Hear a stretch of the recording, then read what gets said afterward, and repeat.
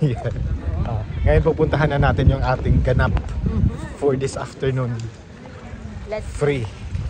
Okay, so pupunta na tayo sa inner space. Yung appointment namin is 6 PM and naghihintay na lang kami. So sa harap ng, ano to, King's College ba to? King's College.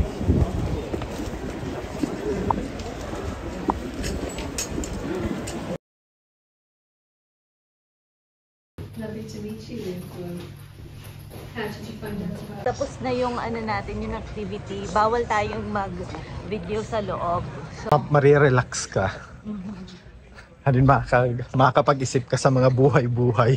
okay, tingnan natin yung clock. Ang ganda pala paggabi nung clock. No? Sige. Tingnan nga natin yung Guys, clock. ito yung isa sa mga free dito sa Cambridge na pinipilahan. Ito yung Corpus Christi clock. Yan. Nasa Yan. Okay, let's see. Cambridge at night.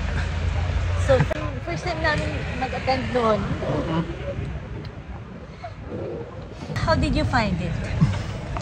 Maganda siya actually. For self-awareness. Tama ba? Self-awareness, di ba? Oh, Para siyang self-awareness. How to detach yourself from the present. the present na Sabi nila, if there's no desire, there's peace. nakaganito lang yung ating ano kasi ang lamig na. Lamig As in, na. ang lamig. Yung activity was meditation, introduction to meditation.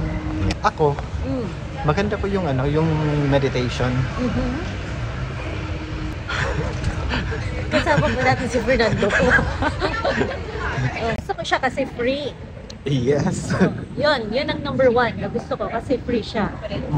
Pangalawa, I think for 1 hour, walang phones, Focus lang sa parang very silent, tapos may music na calm music.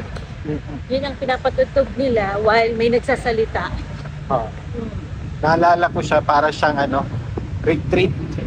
Especially sa atin ng mga nurses minsan, di ba, toxic yung duty. Tapos palagi ka na lang duty. Wala ka ng day off. So I think one good habit to learn is meditation. No. Yung tinuro kasi doon is tingnan yung reality na parang play lang. So parang kahit anong problema mo sa araw na yun, if you see it that way, para kang mas marirelax. Everything is temporary. Yun ang sinasabi niya. Para you always think na sa sobrang dami mong iniisip minsan, nagkakasabay-sabay na yan lahat. Minsan, it will make you feel overwhelmed. So, like ngayon, yung bangs ko. Na-overwhelm ako sa bangs ko. So, pag sabay-sabay mo nang naiisip lahat, tapos all at the same time, minsan you are overwhelmed. So, mas maganda din yung time to meditate. Tapos there's a right way to meditate. Kaya nga kami nag-attend doon eh. Oo, tinuruan Kasi nila kami how to meditate. Yeah, how The right way. the right way. Na meron pala silang parang drawing board na yun. Nag-explain sila. Pero hindi ko din naintindihan. Although nakaintindi ako actually. Ako I was trying to be present, pero pag first time mo kasi mag-meditate, ang dami mong naiisip. So, hindi ka talaga makafocus. So, anyway, naging honest naman ako sa kanila. Sabi ko, I'm trying my best to stay, pero hindi ko talaga maano pa yung sarili ko. Although may mga sparks na nakaka-meditate ako. Ako naman, may idea na kasi ako on how to meditate. So, yung goal ko lang is how to sustain it. Like ano, adid lang kita? Oo. Tawid tayo.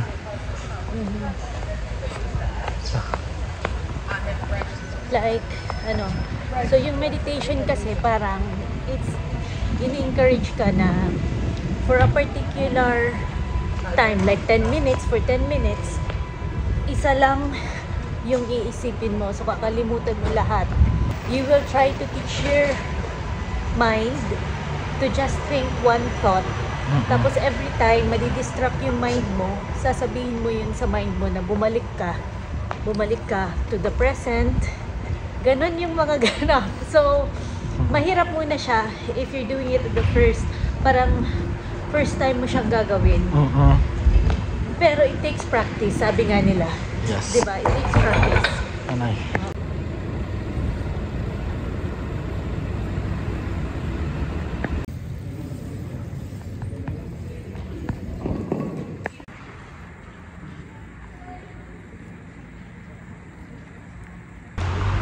Maganda din pala dito sa Cambridge paggabi. Yes. No, kasi mostly ng vlogs natin is nasa umaga. Nasa umaga. Yes, because we're looking for the sun. Yung sun kasi nagpapaganda ng skin. Nagiging glassy yung skin mo. Natural light. Pero so maganda din pala pag night kasi may mga lights dito. May mga lightings. Oo. Yes. So ulit ka pa ba sa meditation? Well, for me, honestly, maganda siya. Nakakatulong siya personally. Para ma-separate, ma-at ease yung mind mo. At then, nagkakaroon ka din ng additional knowledge na may mga ganun pala na mga techniques. Oo, parang diba? it will help you calm your mind. Yes. Oh, kahit 10 minutes. Yes. Diba? Actually, naka-helpful siya. Oo. Kaya ako, uulit pa ako nun. Oo, di ba? So, That was my first time. first time ni Martin kasi So, dinala ko siya doon. Yes, So, ang plan ko is every day, itatry ko din, like maybe 10 minutes, itatry natin. Let's see.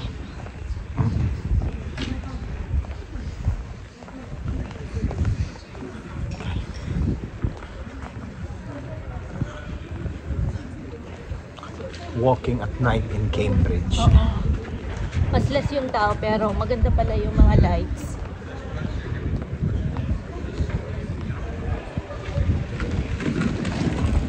Si Starbucks close na. Close na si Starbucks. Sige, mag-ano. Patuloy ang ating walking. Yes. Kasi hindi pa mag-get over ni Martin ang meditation. Yes. Actually, kanina, nagpipigil ako sa sarili ko. Itatry natin lahat. Yung mga free things to try. Yes.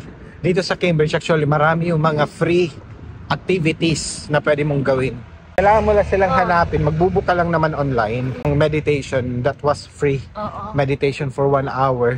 And then, meron pa kayong mga professional instructors na nagga-guide sa inyo paano mag-meditate. And it was a nice feeling. But it was my first time. So, medyo nangangapa pa ako. Hindi pa ako makafocus masyado. Diba? Pero maganda siya. Lalo na ngayon, mag-aano na autumn, tapos next ng autumn, winter na. Tapos mostly nandyan lang tayo sa loob ng bahay. So, marami tayong makikitang mga fun activities outside. Pwede natin salihan. Yes. Sinisimulan na namin kasi lumalamig na din. Yes. So, we'll keep you updated, guys. We'll keep you updated sa mga free natin na susubukan. Free activities to try in Cambridge. Wala, madilim na. Andito tayo sa dilim. Oh, yeah. Okay. Mga iskinita. So, sabi nila sa second floor, di ba?